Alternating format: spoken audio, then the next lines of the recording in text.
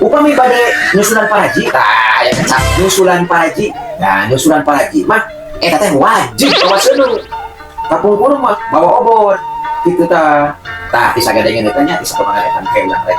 Naon sababna lamun erek nyusulan paraji eta kudu mawa senu. Eta aya etanya kasantutanna nya.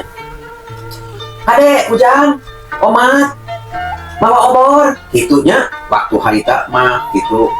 Aya gagantina nyata baterai. Lampu senter iwari mah gitunya sepuh.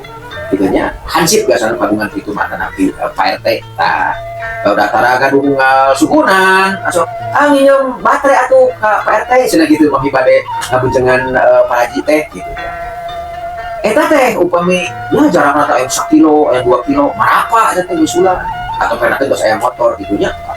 Jangan di tengah puting suping. Gitu kan, maparaji eta hebat. Tara, bawa kesini aja ada maparaji. Didinya we di mana buminya, di mana doang, didinya we ajeunana suping kadinya gitu maparaji mah hebat teh gitu. Edu ne pokona maparaji mah. Hidup maparaji gitu ya.